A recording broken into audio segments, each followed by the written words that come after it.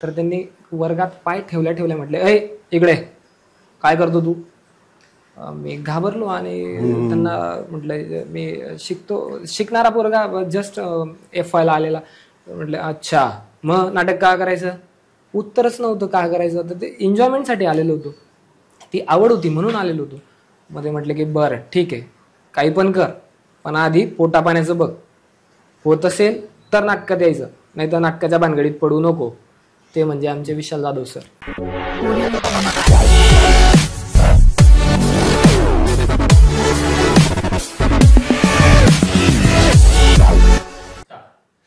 नमस्कार रसिक मित्रांनो, नमस्कार.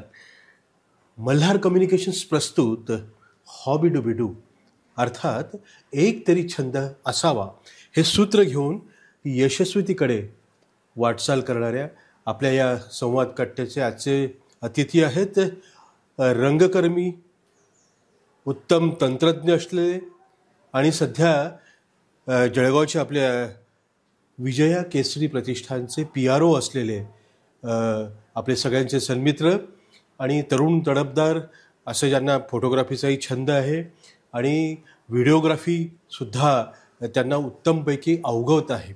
आणि मित्रांनो, हे सगळं करत असताना आपल्या बेंडाळे महिला महाविद्यालयामध्ये रविकुमार परदेशी यांनी टेक्निक्स, प्रामुख्याने फोटोग्राफी आणि व्हिडिओग्राफी हे जे आहे तंत्र, ते शिकवण्याचं कामसुद्धा म्हणजे अध्यापनाचं कामसुद्धा या तरुण पिढीसाठी त्यांनी केलेलं आहे.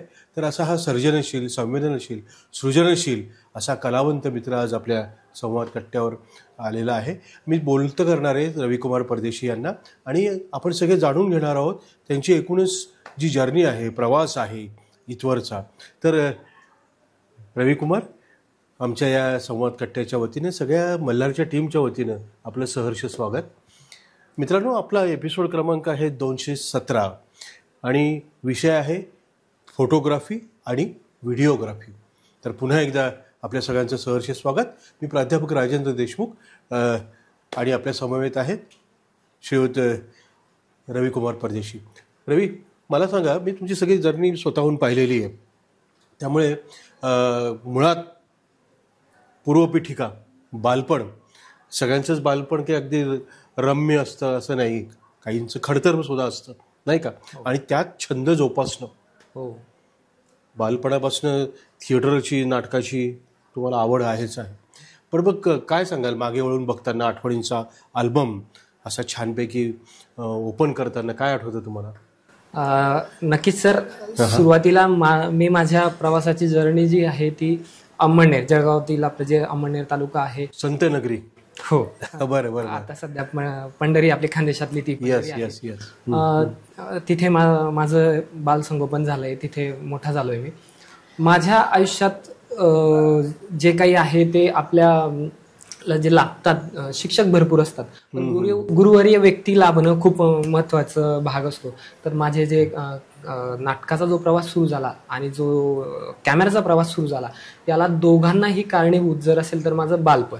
म्हणजे सांगायचं झालं तर माझ्या घरात एकमेव सुशिक्षित व्यक्ती डॉक्टर नरसिंग परदेशी, विद्यापीठात असतात आणि ते त्यांच्या कॉलेज वहींमध्ये वेगवेगळ्या संस्थांशी, अखिल भारतीय नाट्य परिषद असेल किंवा नाटकं असतील, नाटकातून, पथनाट्यातून ते कार्य करत होते. त्यामुळे मला तो छंद त्यांच्या त्या फोटोज, अल्बम्स आणि काही जे छोटे मोठे व्हिडिओज बघायला मिळाले, त्यातून तो अट्रॅक्शन झालं की अरे हे काय करतात, कसं करतात, आपणही केलं पाहिजे, असं मला ते नॉर्मली झालं. आणि त्याच दरम्यान जेव्हा अपब्रिंगिंग होत होती, जेव्हा आपण शाळेत जात होतो, त्याच दरम्यान कॅमेरा दिसला पहिल्यांदा आणि त्या कॅमेरा हाताळणाऱ्या व्यक्तीच्या भोवती एक आकर्षणाने सगळे लोक त्याच्या आजूबाजूला असतात. म्हणजे तो सांगणार ती गोष्ट करणार, कुठलाही कार्यक्रम होणार तर तो म्हणेल त्या पद्धतीने असणार. तो सांगणार की तुम्ही असे उभे राहा, तुम्ही असं करा, तुम्ही तसं करा, त्याच पद्धतीने. आणि आधीचे कॅमेरे जे होते ते रोल बेस्ड होते, त्यामुळे ते एकदम बारकाईने परिपूर्ण अभ्यासात्मक तो फोटो कॅप्चर होत होता. प्रत्येक फ्रेमचे एक व्हॅल्युएशन्स होते. म्हणजे आत्ताच्या जर गोष्टींना बघितलं डिजिटलायझेशनला, तर आपण 10 फोटोज क्लिक करून डिलीट करतात आणि एक फोटो ठेवतात, पण त्यावेळेस तसं नव्हतं की ते परिपूर्ण अभ्यासाने एक कॅप्चर होत होतं, एक फ्रेमची व्हॅल्युएशन खूप जास्त होती. तर त्याचं अट्रॅक्शन म्हणून ते सगळा प्रवास सुरू झाला.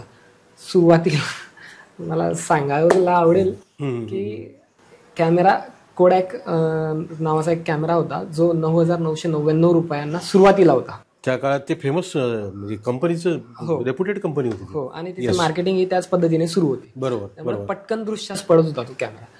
तर तिथून लहान असलेला मुलगा दुसरी तिसरीतला मुलगा घरात कॅमेरा मागणार म्हणजे परिस्थिती काही आपली एकदम छान नव्हती. पण वडील म्हटले की बघूया करूया. असं करत करत तो 9,999चा कॅमेरा 999ला झाला. 99 रुपयांना आला, फक्त 99 रुपयांना आला. पण ते काही घेणं पॉसिबल झालं नाही. माझा जेव्हा जळगावात प्रवास झाला, जळगावात कॉलेजला आलो, तेव्हा पहिल्यांदा नाटकाला सुरुवात झाली. आणि नाटकाच्या टेक्निकल बाबीज, जसं ज्यावेळेस मी लहान असताना लाईटाच्या ज्या कॅमेऱ्याच्या दृष्टीने लाईटाच्या टेक्निकल बाबीज बघत होतो, त्या नाटकाच्या प्रवासात सुरू झाल्या. आणि मग पुढे जाऊन मला पहिल्यांदा कॅमेरा घेण्याची संधी लाभली स्वबळावर. मी माझा पहिला कॅमेरा 1.5 लाखाचा घेऊ शकलो. वा वा वा वा. म्हणजे आपल्या या नवीन पिढीसाठी अतिशय प्रेरणादायी असा हा सगळा प्रवास आहे. तो सुखकर नाही आहे, पण नक्की एक इन्स्पायर करणारा असा हा प्रवास आहे. बरं, मग ते कॉलेजचा उल्लेख तू केलास मगाशी, तर नूतन मराठा महाविद्यालयामध्ये तुझं कॉलेजचं शिक्षण हे बऱ्यापैकी झालेलं आणि तिथंच नाटकाच्या संदर्भामध्ये काही जे संस्कार आहेत ते घडले, तर त्याविषयी पण जरा आम्हाला सगळ्यांना ऐकून घ्यायला आवडेल. नक्कीच. तुम्हाला तर माहितीच आहे, तुमच्या समोरच माझं जे मोठं झालंय. मी माझ्या आयुष्यात अतिशय महत्त्वपूर्ण एक वाक्य आहे. त्या व्यक्तीने पहिल्याच दिवशी, तुम्ही त्यांनाही ओळखतात, तुमच्या इथे विद्यार्थीच राहिले, माझे ते खूप सुपर सिनियर्स आहेत. नाटकाच्या प्रवासाला जेव्हा सुरुवात झाली तर त्यांनी वर्गात पाय ठेवल्या म्हटले, "ऐ इकडे, काय करतो तू?" मी घाबरलो आणि त्यांना म्हटलं, "मी शिकणारा पोरगा, जस्ट FYला आलेला." म्हटलं, "अच्छा, मग नाटक का करायचं?"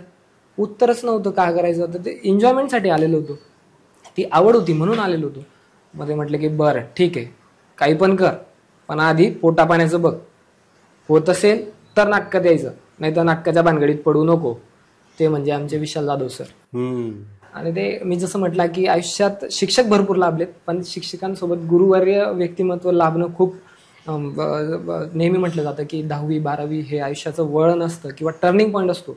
त्याचप्रमाणे या वळणावर शिक्षकरूपी गुरु जे असतात ते खूप छान आणि आपल्याला फ्युचरदृष्ट्या मार्गदर्शन करणारे लाभणं, त्यांचा खूप मोठा माझ्या आत्तापर्यंतच्या प्रवासातला हा भाग आहे. म्हणजे नुसते तेच नाही तर डॉक्टर जयेंद्र लेकरवाडे आता विद्यार्थी कल्याण अधिकारी आहेत, त्यांनी जो टर्न दिला तोही एक वेगळा आहे.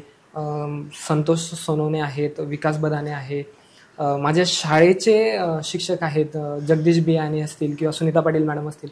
या सगळ्यांनी जी अपब्रिंगिंग दिली आणि जो प्रमोट केला की एक उत्साहान भरून दिलं की तुला स्टेजवर बोलता येतं, तुला नाटक करता येतं, तुला टेक्निकल बाबी कळतात, त्यांनी तिथून तो प्रवास करत मला कॉलेजातल्या या सगळ्या स्पर्धा असतील, स्पर्धांना ऑब्व्हियसली तुम्ही त्या ज्या गोष्टींना आम्हाला पुढे पाठवलं, जसं युथ फेस्टिवल असेल, आणि ते जिंकणं, मेडल्स, हे नेहमी त्या उत्साहाला प्रोत्साहन देणारी आणि पाठीवर शाबासकीची थाप देणारी ठरली, ज्यामुळे तो हा प्रवास थोडा त्रासदायक का होईना पण सुखद अनुभव देणारा राहील. नक्की नक्की नक्की. आणि याच्यामुळे आपलं व्यक्तिमत्व खऱ्या अर्थाने मॅच्युअर्ड किंवा प्रगल्भ होत चालतं, नाही का? पण मग मगाशी तुम्ही उल्लेख केला की गुरूंचं मार्गदर्शन योग्य टप्प्यावर, योग्य वळणावर मिळणं हे फार गरजेचं आहे. तर त्या दृष्टिकोनातून काही लोकांचा उल्लेख पण केला, जसं विशाल जाधव आपल्या ह्या कट्ट्यावर आधी येऊन गेले. त्यांच्याशी छान त्यांचं सगळं ती जर्नी आहे ती त्यांनी आमच्यासमोर ठेवलेलीच होती, काय विषयच नाही. आणि सगळ्यांचा सगळा प्रवास त्याचा मी साक्षीदार पण आहे. बरं, मग स्पर्धा, जसा अतिशय योग्य पद्धतीनं उल्लेख केला असतो, राज्यनाट्य स्पर्धा ही आपल्या प्रत्येक कलावंताच्या जीवनामध्ये फार महत्त्वाचं ते एक अविभाज्य असा घटक आहे. काय सांगशील? खूप छान. आणि त्याला माझ्या ज्या प्रवासाला सपोर्ट करणारी किंवा उत्स्फूर्तेने पुढे नेणारी जर असेल तर ती राज्यनाट्य स्पर्धा. पेशन्स काय असतात, टेक्निशियन्स काय असतात, त्यांनी कुठल्या पद्धतीने काम करावं ही शिकवणारी जर स्पर्धा असेल तर ती आपली राज्यनाट्य स्पर्धा, असं मला वैयक्तिक वाटतं. म्हणजे मला आजही आठवतं की आमचा तो एक माझा पहिला प्रयोग होता. तुमचं ते प्रेम नाटकाला मला बोलवलेलं होतं विशाल जाधवांनी, 2 अंकी नाटकात पहिल्यांदा काम करत असताना. तर ते मला जेव्हा बोलवलं तर मी दररोज आपली संधी शोधायचो की ॲक्टर व्हायचं आहे. आता ॲक्टर होणं हे एवढं सोपं नसतं, पण ते मला बोलवलं आणि त्यांनी दिलं की आज दररोज कुठला ना कुठला कॅरेक्टर यायचा. मी ती स्क्रिप्ट वाचून काढली. स्क्रिप्ट वाचल्यावर मला दररोज अपेक्षा असायची की आज हा कॅरेक्टर अब्सेंट आहे म्हणजे हा आपल्याला मिळणार. मग असं दररोज नवीन नवीन कॅरेक्टर येत जायची. असं करत करत पूर्ण स्क्रिप्ट फुलफिल झाली. कुठलाही कॅरेक्टर शिल्लक राहिला नाही. आणि मी प्रश्न विचारला की सर मी नेमकं रोल कुठला करायचा. तर सर म्हटले की तू अतिशय महत्त्वाचा म्हणजे संगीत तंत्रज्ञाचा काम कर, मग आपण तुझं एकदा सगळ्या त्या संस्कार नाटकाचे जे असतात, ज्या पद्धती असतात, कुठल्या व्यंगेतून यायचं हेही माहिती नव्हतं. 2 अंकी नाटकासाठी काम करत असताना कुठे थांबायचं, बसायचं, उठायचं, पॉजेस, टेक्निकली या सगळ्या गोष्टी तू जाण, मग आपण पुढे काम करूया. मग हे काम करत असताना पुन्हा एकदा संधी चालून आली विठ्ठला नाटकाची. आणि त्यात मला छानपैकी खूप वास्ट प्रमाणात काम करण्याची संधी मिळाली. लाईट्स असतील, आपले पियुष सर आहेत जे पियुष रावळ, सिनियर माणूस आपल्या जळगावातले सिनियर तंत्रज्ञ, तर यांचे कार्य, यांचे किस्से ऐकूनच त्यांनी मिळवलेल्या स्पर्धेतील जे काही नैपुण्यता आहे या गोष्टी बघूनच मला त्याच्यात जास्त इंटरेस्ट वाढत गेला. आणि मग मी ती लाईटाची जी मज्जा असते ती शिकायला सुरुवात केली. मला माहिती होतं की कॅरेक्टर हे तेव्हा बोलणार जेव्हा त्याचा माईक आणि लाईट सुरू होणार, तोपर्यंत तो प्रेक्षकांना दिसणार नाही. करेक्ट. मी तीच कला अवगत करण्याचा प्रयत्न केला की माझ्याशिवाय तो दिसणार नाही. तसंच योग्य वेळी भान येणं हे फार गरजेचं आहे कलावंतासाठी, नाही का? नाही तर बऱ्याच वेळेला दिशाहीन असं भरकटणं होतो. प्रवास काही आपल्याला अपेक्षेप्रमाणे आपला होत नाही. पण नॉर्मली काय होतं, आता मी खूपदा आपण बघतो आणि तुम्ही पण म्हणजे सहमत असाल की एखादं कॅरेक्टर प्ले करायला मिळालं, थोडंफार नाव झालं, पेपरमध्ये बातमी छापून आली, मित्रमैत्रिणींचा आजूबाजूला छान गराडा पडला वगैरे, तर माणूस असं जरा नाही म्हणलं तरी म्हणजे थोडा हवेत तरंगतो. पण तुम्ही पाय जमिनीवर ठेवून आपल्याला तंत्रज्ञ व्हायचं आहे, कारण ती बाजूसुद्धा अत्यंत महत्त्वाची, किंबहुना ती फार महत्त्वाची बाजू आहे. कुठलंही तंत्र, नाट्यतंत्रामध्ये जे काही अनेक आहे, काय सांगाल त्याबद्दल? मला हा मुद्दा खूप महत्त्वाचा वाटतो सर, की तुम्ही जे म्हटलात की आपले पाय जे ते जमिनीवर असले पाहिजेत. आणि त्यातही मी माझं त्या क्रेडिट माझं नाही आहे, ते जर काही छान होत असेल तर ते मला ज्यांनी शिकवलं, म्हणजे जे फार सुरुवातीचे आपले जे शिक्षक असतात, आई वडील असतील किंवा माझे काकाश्री असतील किंवा जे हे गुरुवर्य लाभलेत, यांचं ते क्रेडिट आहे. मी मला 17-18च्या दरम्यान काहीतरी अभिनय प्रमाणपत्र मिळालेलं होतं. आम्ही जातो आमच्या गावात, किरणजी अडोमला ते दिग्दर्शित केलेलं होतं. ते आणि विशालजी जाधव यांनी माझी जमिनीवर राहण्याची परिपूर्ण व्यवस्था केली होती की आकाशात पोरगा जाणार नाही याची त्यांनी नियमित काळजी घेतली आहे. आणि ते जरी डोक्यात हवा जात असेल तर ते त्यावेळेस प्रत्येक विद्यार्थ्याची हवा काढतात, जमिनीवर आणतात आणि त्याला माणसासारखं वागायला शिकवतात. मी एक मुद्दा स्पष्ट करू इच्छितो. जसं मी माझ्या बोलण्यात तुम्ही मागच्या 2-3 वेळेस ऐकलं असेल की गुरुवर्य कन्सेप्ट हा शिक्षक आणि गुरुवर्य हे माझ्या मते दोघं वेगवेगळे कन्सेप्ट आहेत. शिक्षक म्हणजे ते जे तुम्हाला फक्त पैसे घेऊन शिकवायचं काम करतात, म्हणजे त्यांना त्यांचं काम करायचं असतं, शिक्षण द्यायचं असतं, ते देतात. गुरुवर्य म्हणजे आपल्या अगदी गुरुपरंपरेने जे शिक्षा सुरू होती, जी अगदी स्वतःची जबाबदारी म्हणून, स्वतःचं पाल्य म्हणून ज्याला मोठं करतात, ते गुरु असे ते गुरुवर्य मला सगळ्या आयुष्यात लाभलेत.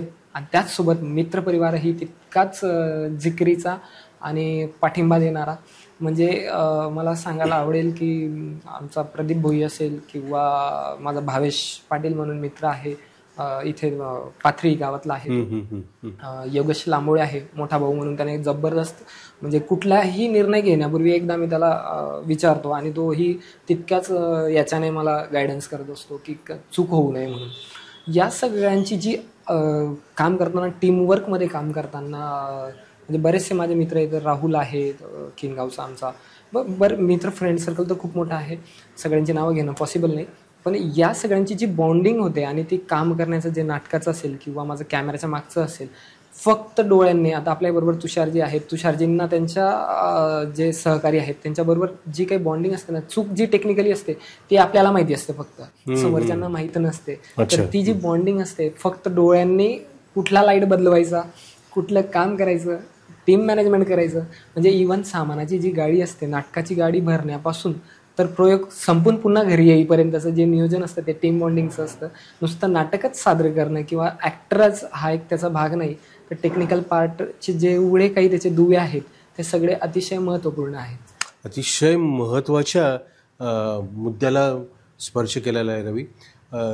याचं कारण आहे की म्हणजे आपण म्हणजे की ग्लॅमर असतं, त्यानंतर अर्ध्या हळकुंडात पिवळं होणं असतं, पण असं असताना सुद्धा भान ठेवून जमिनीवर पाय ठेवणं हे फार गरजेचं असतं ह्या फील्डमध्ये.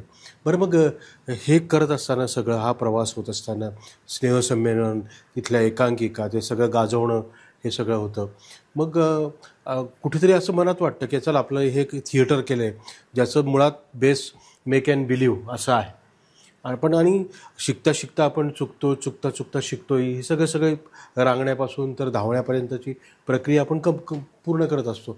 पण मग लघुपट निर्मिती किंवा ह्या शॉर्ट फिल्म्स आणि फोटोग्राफी आणि परत मग व्हिडिओग्राफी, हा सगळा जो प्रवास आहे इकडे कसं कोणत्या टप्प्यावर नेमकं वळलं गेलं? यातही मला असं नमूद करावंसं वाटतं की जसं की माझं हे थिएटरला येणं खूप महत्वाचा भाग ठरला. मी थिएटरला आलो, एक आर्टिस्ट झालो, बेस तयार होतो. येस, हा ऑब्व्हियसली माझ्या सगळ्या प्रवासाचा बेस म्हणजे माझं थिएटर.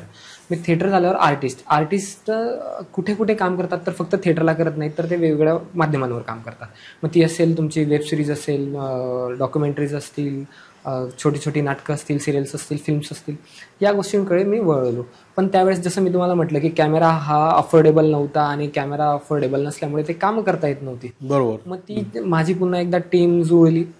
एक मित्र होता त्यावेळेस, म्हणजे अजूनही आहे तो, पण नवीनच जुळून आला होता, सौभाग्य सेनापती म्हणून होता. त्याच्यानंतर प्रदीप वगैरे आम्ही सगळ्यांनी अगदी मोबाईलवर काम करायला सुरुवात केली. मोबाईलवर छोटी छोटी जी उद्बोधन करणारी लघुपट असतात ती 1-2 ते 3 मिनिटांची आम्ही सुरुवात केली. मोबाईलवरच व्हिडिओ करणार, शूट त्यात, एडिट त्यात, प्रमोशन त्यात, फ्लायर त्यात, त्याचे पोस्टर त्यात, सगळं जे काही आहे ते त्यातच करणार. त्यातूनच एका छोट्या मोबाईलमधून विश्व सुरुवात केली.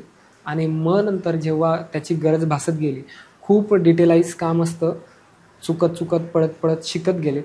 काही सिनियरांनी खूप मार्गदर्शन केलेत. माझ्यापेक्षा जळगावात खूप सिनियर मंडळी आहेत जे माझ्या आधीपासून काम करतायत या क्षेत्रात. त्यांनी कुठल्याही बाबीची हरकत न करता, पाठीवर शाबासकीची थाप देत, प्रत्येक गोष्ट चुकणारी प्रॉपर त्याने शिकवली की हे असं नाही, असं केलं पाहिजे, असं केल्याने असं होऊ शकतं, किंवा छान पद्धतीने ते लोकांपर्यंत जाऊ शकतो. प्रत्येक फ्रेमचा एक पर्स्पेक्टिव्ह, थॉट्स जो मला माझ्या शिक्षणात नंतर झालाच, पण तोपर्यंतचा जो प्रवास होता तो प्रॅक्टिकली झाला सगळा. माझं सुरुवात फोटोग्राफीला आणि व्हिडिओग्राफीला मोबाईलने झाली. मी मोबाईलने केली. मग नंतर मी जसं माझ्या सुरुवातीपासून सांगतोय की गुरुवारी खूप महत्त्वाचे असतात, आणि माझं एक ॲडमिशन्स झालं होतं पत्रकारितेला. त्यावेळेस लेकरूवाळे सर जे आहेत, फ्री हँड देणारा एक व्यक्तिमत्व, शिक्षक, ज्या डिपार्टमेंटचा कॅमेरा मोजून 40 मिनिटंही चाललेला नव्हता, त्या कॅमेराला मदरबोर्ड उडवून टाकलं आणि असं वाटलं की संपलंय आपलं आता, यात आपण कुठेही कॅमेराला हात लावू शकणार नाही, किंवा कुठलंही कॉलेज एवढी मुभा देत नाही की ज्या कॅमेऱ्याची किंमत 4.5-5 लाख रुपये त्या कॅमेराला ते पुन्हा हात लावू देतील. पण सर म्हटले की पहिल्या 10 मिनिटात आम्ही सरांना रिपोर्ट केलं की यार असं झालंय, कॅमेरा माझा असा बंद पडला या कारणास्तव. म्हटलं ओके, शिकणार तर होणारच, कॅमेरे त्यांची खराब होत नाहीत जे शिकत नाहीत, होऊ दे खराब, नवीन आणू. आणि पुढच्या 8 दिवसात त्यांनी स्वतः मला त्या JVCचा पर्टिक्युलरचा कॅमेरा होता. मी पहिला विद्यार्थी होतो की ज्यांनी कॉलेज खर्चाने मला JVC कंपनीच्या ट्रेनिंगला पाठवलं होतं 6 दिवस, how to handle this camera. तो नवीन कॅमेरा होता त्यावेळेस मार्केटमध्ये, आणि तो जो मॉडेल आलेला होता तो, तर मला तो शिकायला मिळाला. आणि मग नंतर मी स्वतःचा कॅमेरा घेतला. मग नंतर जी काही शिक्षकांनी फ्री हँड्स दिलेत ती खूप महत्त्वाचा भाग ठरला. मग नंतर त्या कॅमेराजमध्ये करिअर घडवण्यासाठी माझं पुढे म्हणजे भरपूर असंख्य लघुपट, असंख्य डॉक्युमेंटरीज, असंख्य ॲड्स आणि चित्रपटातही काम करायला मिळालं. 2 माझ्या आठवणीतले खूप सुंदर व्यक्तिमत्व त्यात मला खूपच आहेत, पण मी 2 लोकांचं याकरता म्हटलं की सुरुवातीचे जे असतात ते आठवणीत राहतात. महेश आने जी आहेत ते, यांच्यासोबत मला काही दिवस पुष्पक विमानची शूटिंग आपल्या भागात झाली तर लेकरवाडे सरांमुळे मला ती त्यांच्यासोबत काम करण्याची आणि शिकून घेण्याची इंटर्न म्हणून संधी मिळाली.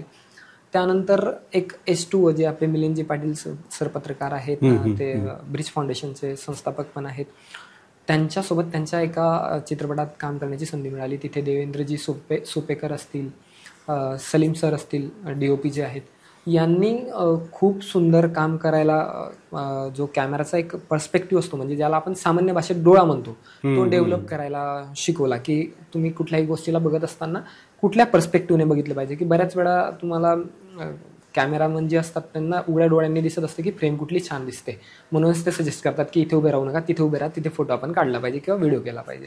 तर त्यांनी ते डेव्हलप केलं. आणि खऱ्या अर्थाने म्हणायला गेले ना तर वरवरचं काहीच काम नाही आहे, कुठलं थिएटर नाही किंवा फिल्म असेल, कॅमेरा असेल, खूप मेहनतीने करणारं काम आहे. मला आजही आठवतं पहिल्या दिवशी पहिला सेटचा पहिला सीन्स शूट होत असताना अगदी आर्टिस्टचं नाव आय थिंक किरण असावं, अगदी गोरी गोमटी मुलगी 10:30च्या उन्हात उभी केली आणि 3 वाजेपर्यंत ती पूर्ण सावळी झाली होती.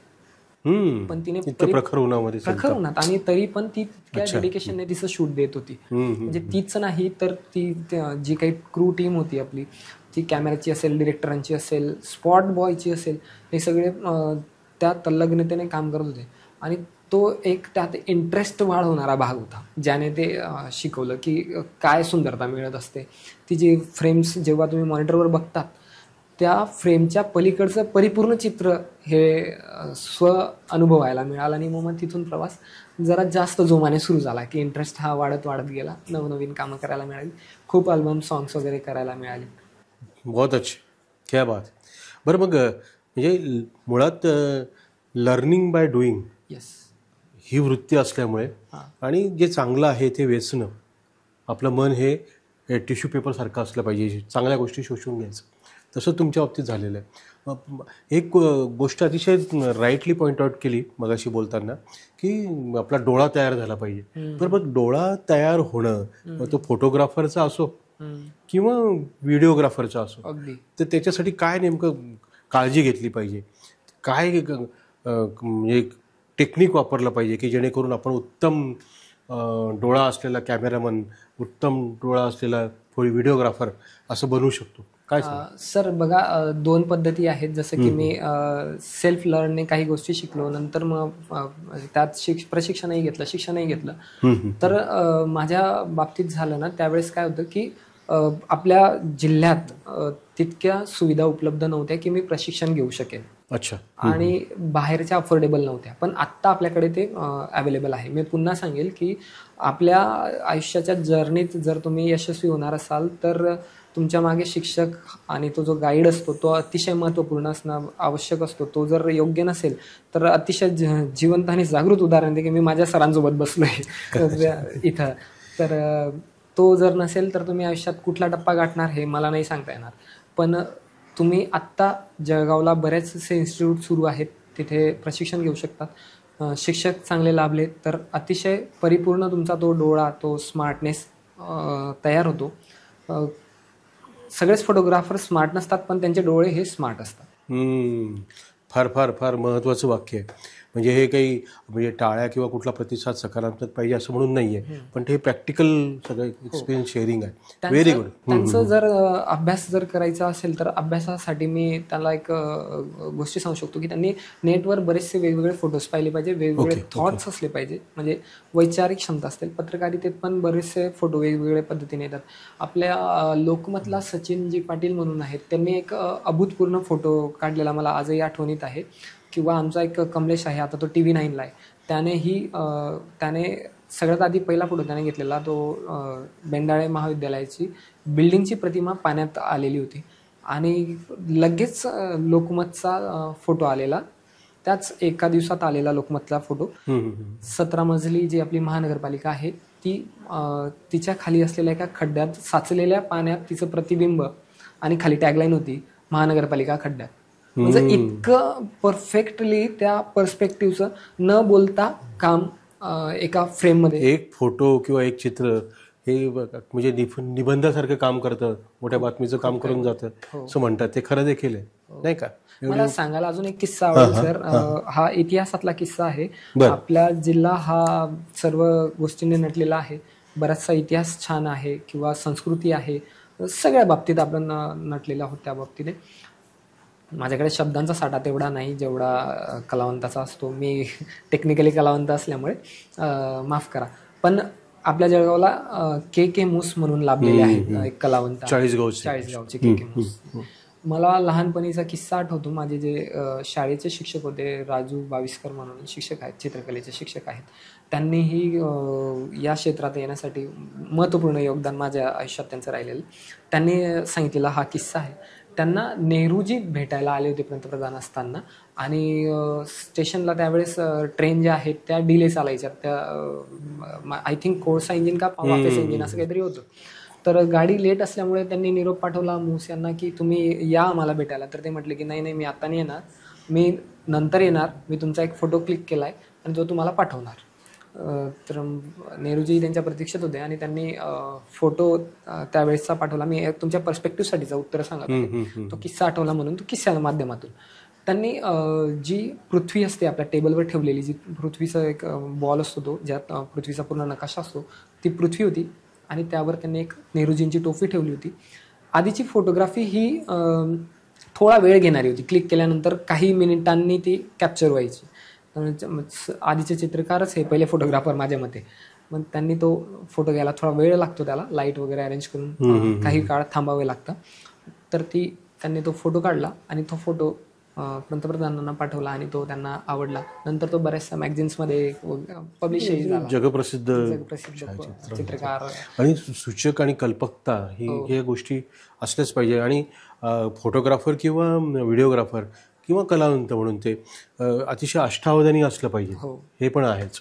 बरोबर रवी, हा सगळ्याच्या प्रवास आणि आता सध्या तुम्ही प्रथितयश आणि चांगल्यापैकी आपल्या भागामध्ये हळूहळू ज्याला जोर धरतंय आणि चांगलं नाव होतंय, गुडविल पण मिळतंय, असं विजया केसरी प्रतिष्ठान आहे, NGO आहे. तर तिथं तुम्ही PRO म्हणून सध्या काम करताय.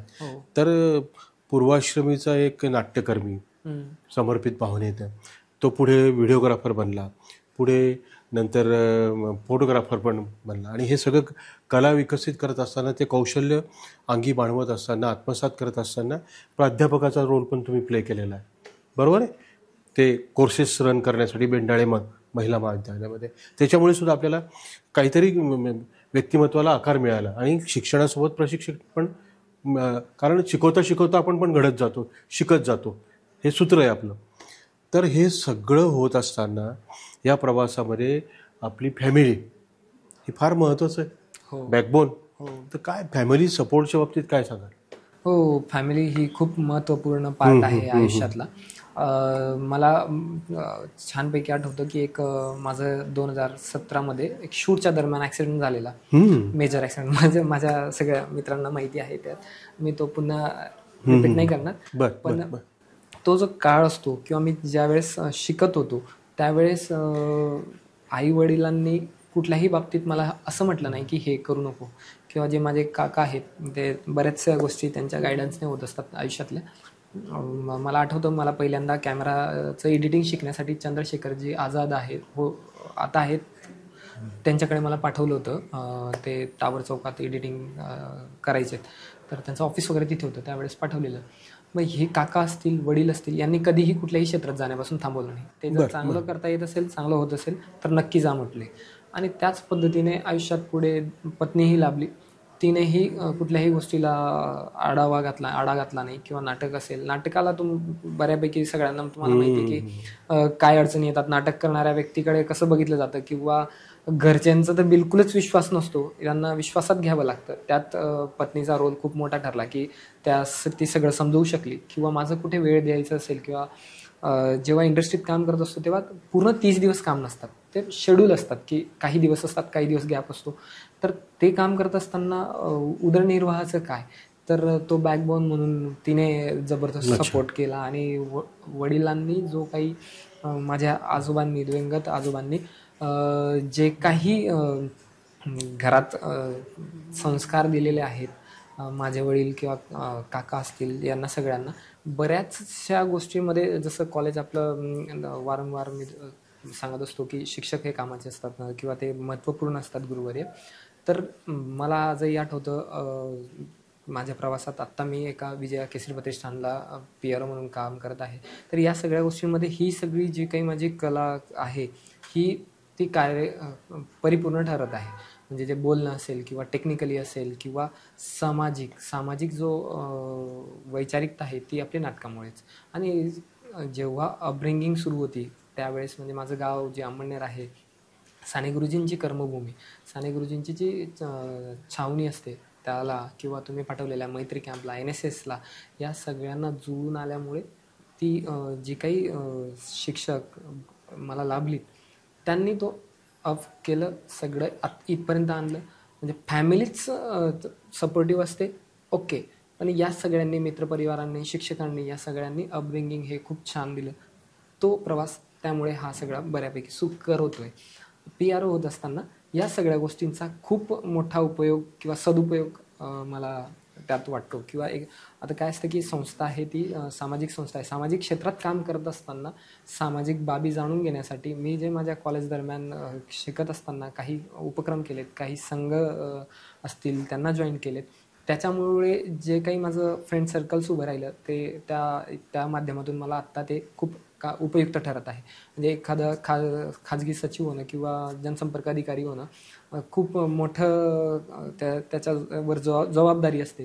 ती पार पाडण्यासाठी तितकंच तुमच्याकडे मॅनपॉवर, नॉलेज, फ्रेम पर्स्पेक्टिव्ह जसं असतो त्याच पद्धतीने त्या संस्थेचा पर्स्पेक्टिव्ह, थिएटर आर्टिस्ट असताना समयसूचकता लागत असते. बऱ्याच वेळेस टेक्निकल इश्यू येतात, तर ती जशी थिएटरला सांभाळावी लागते तशीच आपल्या दैनंदिन जीवनात कार्य करत असताना किंवा सामाजिक उपक्रम करत असताना किंवा एखादा विशिष्ट अधिकारी म्हणून काम करत असताना ती आलेली अडचण ही वेळेवर सांभाळावी लागत असते, त्याला सामोरे जावं लागत असतं. तर मला या सगळ्या गोष्टींचा उपयोग आपल्या दैनंदिन जीवनात नेहमीप्रमाणे होतच आहे. जसं की माझं प्राध्यापक झालो तेव्हाही तसंच, किंवा थिएटर आर्टिस्ट झालो तेव्हाही, आणि टेक्निकली काम सगळे करताना आत्ता जे मी कार्यरत आहे त्यातही मला या सगळ्या गोष्टी खूप उपयुक्त ठरत आहेत. आणि सगळ्यांचाच फॅमिलीसोबत, शिक्षक असतील, आमचे जे बॉस असतील अविनाशजी पाटील जाधव साहेब, किंवा माझे जे मी जेवढ्या व्यक्तींची नावं घेतली ते शिक्षकांची वगैरे, या सगळ्यांचं एक सपोर्ट जो आहे तो खूप महत्त्वपूर्ण ठरतोय. Very good. बरं, मग जे माहिती तंत्रज्ञान ते एक युग, तो एरा, कम्युनिकेशनचा एरा असं आपण म्हणत आलो आहे आत्तापर्यंत, सध्याचं डिजिटल युग. आणि आता जे म्हटलं जाते ते AI, कृत्रिम बुद्धिमत्ता. हो. तर आपल्या फील्डमध्ये या सगळ्या गोष्टींचा उहापोह आपण केल्यानंतर आणि हे सगळं विवेचन करत असताना, ही मांडणी करत असताना, AI हे आपल्यासमोर जरा चॅलेंज वगैरे असं म्हणून वाटतं आपल्याला काय? नाही सर, AI हा टेक्निकली काही गोष्टींना चेंज करू शकतो, बर, पण माणसाची बुद्धी तो चेंज नाही करू शकत. ओरिजिनली AI ने बऱ्याचशा गोष्टी या सोप्या होऊ शकतात, ओके, पण तो माणसात असलेल्या स्किल्स रिप्लेस करू शकत नाही. व्हेरी किंवा तो आत्ताच्या किंवा पुढच्या अद्ययावत कार्यरत किंवा कार्य करताना प्रत्येकाला विशेष महत्त्वपूर्ण ठरेल. आणि वैयक्तिकही तुम्हाला तो खूप बदल घडवण्यासाठी किंवा पुढे जाण्यासाठी किंवा दैनंदिन जीवनात कार्य करण्यासाठी सोयीचा ठरेल, पण आळकाठी होणार नाही. आपण उगाचच त्याचा बाऊ करत आहोत. त्याला शिकलं पाहिजे, त्याला हाताळता आलं पाहिजे. जसं की फॉर एक्झाम्पल आत्ताच्या स्थितीला ChatGPT आलं असेल किंवा जेमिनी आलं असेल, यांना आपल्याला हाताळता येत नाही, हा त्याचा लूपफॉल आहे. त्याला जर प्रॉपरली त्याचं कमांड असतं, ती जे कमांड दिली जाते त्याला, तर ती प्रॉम्प्ट म्हणतात त्याला, प्रॉम्प्ट हा शब्द वापरला जातो. ती प्रॉम्प्टिंग जर व्यवस्थित करता येत असेल, प्रॉम्प्ट देता येत असेल परफेक्टली, तर तो तुमच्यासाठी अगदी सोयीचा आहे, खूप महत्त्वाचा आहे. बहुत अच्छे. लाख मोलाचा सल्लासुद्धा आपल्या सगळ्या हौशी की जे या फील्डमध्ये येऊ इच्छितात आणि करिअर घडवण्याच्या दृष्टिकोनातून नाट्यकलेकडे बघतायत किंवा तंत्रज्ञ म्हणून बघतायत आणि पुढे जाऊन तुमच्यासारखं PRO वगैरे व्हायचं असेल, अनेक डोर्स ओपन आहेत. इव्हेंट मॅनेजमेंट करता येतं, आकाशवाणी आहे, TV आहे, लघुपट माहितीपट निर्मिती आहे सगळ्या छान तुमची एकूणच जर्नी आपल्या या सगळ्या, कारण आपल्याकडे ग्रामीण भागातली आमची व्ह्युअरशिप या यूट्यूब चॅनलला चांगल्यापैकी लाभलेली, तो चांगला सल्ला तुम्ही दिलेला.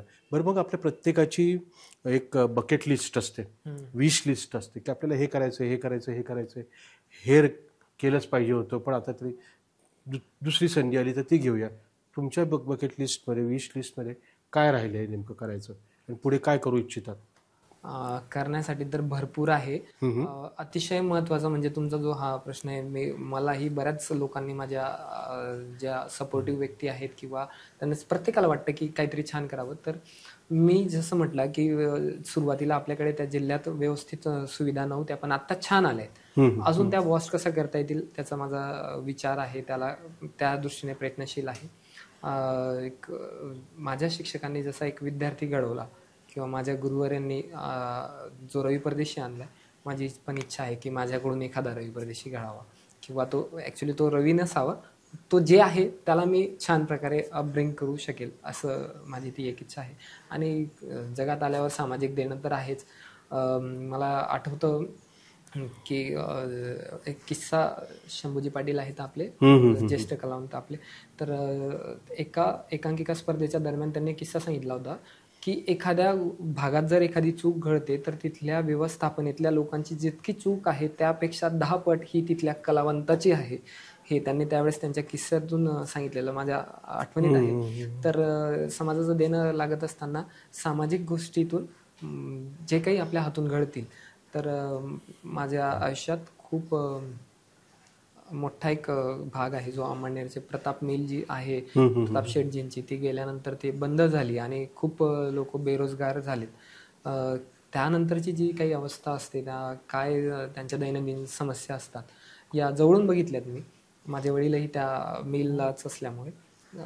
तर मला अपेक्षा आहे की किमान आपण आपल्या जे काही कार्य चालली आहेत आत्ताची, त्या माध्यमातून, मी आता सामाजिक संस्थेत आहे आणि ती संस्था समाजकार्यावर काम करत असते, तर त्यांच्या माध्यमातून, आमच्या साहेबांच्या माध्यमातून किमान 100 लोकांना काय उद्योजकातून काय व्यवस्था करून देता येईल किंवा काय त्यांना गायडन्स करून स्वतःचा पायावर उभं करता येईल, ही एक माझी त्या दरम्यान अपेक्षा आहे. अतिशय उदात्त हेतू ठेवून वाटचाल आपली चाललेली, अतिशय सकारात्मक आणि रचनात्मक स्वरूपाचं असं काम आहे. आणि सध्याचं वय बघता अजून बरंचसं आपल्याला करायचं पण आहे. ते तुमचे सगळे संकल्प आणि स्वप्न पूर्ण होत अशी आमच्या अख्ख्या मल्हारच्या टीमच्या वतीने तुम्हाला सदिच्छा आहे, शुभेच्छा आहे. आणि कट्ट्यावर आला आणि सगळी जर्नी ही आपल्या निर्धारित वेळेमध्ये आपण मांडलेली आहे. नक्कीच मित्रांनो, इन्स्पायरिंग अशी रवी परदेशी यांची जर्नी आहे. केवळ कलावंत नाही, केवळ तंत्रज्ञ नाही, तर ते करिअर म्हणून सुद्धा एक सगळ्यांना सोबत घेऊन चालणारा असा जनसंपर्क अधिकारी, एका नावलौकिक प्राप्त सामाजिक संस्थेचा, NGOचा. तर पुन्हा रवी, कट्ट्यावर आल्याबद्दल आपलं मनस्वी धन्यवाद, आभार, थँक्यू. नमस्कार, मी रविकुमार परदेशी. आज आपल्या या हॉबी डुबीच्या प्लॅटफॉर्मवर, चॅनलवर आलो आणि मला ही सगळी बोलण्याची संधी मिळाली मल्हारा कम्युनिकेशनतर्फे. तर मी सर्वप्रथम त्यांचे आभार मानतो. खूप सुंदर आणि नाविन्यपूर्ण स्तुत्य असा उपक्रम हा आहे, ज्याद्वारे माझ्यासारख्या कलावंतांना आपली मनातल्या भावना, ज्या नेहमी कॅमेऱ्याच्या मागे असतात किंवा तंत्रज्ञ म्हणून नेहमी कलावंत हे पुढे असतात आणि तंत्रज्ञ मागे असतात, त्यांना त्यांच्या गोष्टी ज्या आहेत त्या सर्वसामान्यांपर्यंत पोहोचवण्याच्या संधी उपलब्ध करून दिली. त्यामुळे मी त्यांचा खूप खूप आभारी आहे. खूप छान असा हा कार्यक्रम आहे. या कार्यक्रमाच्या चॅनलला कृपया आपण सगळ्यांनी लाईक, सबस्क्राईब आणि शेअर्स करा, अशी माझी इच्छा आहे. आपणासही आव्हान आहे. त्याचप्रमाणे या कार्यक्रमाच्या माध्यमातून शिक्षक जे आहेत माझे, राजेंद्रजी देशमुख, यांचेही खूप खूप आभार की त्यांनी मला ही संधी दिली. कृपया सगळ्यांनी चॅनलला लाईक, शेअर आणि सबस्क्राईब करा. धन्यवाद.